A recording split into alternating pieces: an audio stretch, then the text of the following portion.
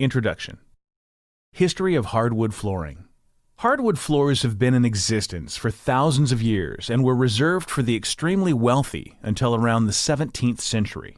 Once the wood industry gained access to the abundance of trees in North and South America, hardwood flooring became more common.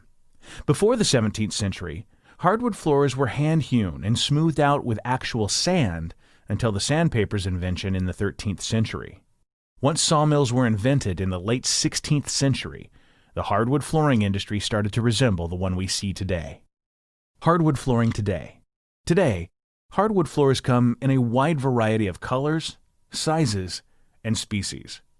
Colors can range from the almost white of maple to the dark black of ebony. Planks can come in different thicknesses and widths, ranging from thin 1/20th of an inch to a 3-inch stair tread.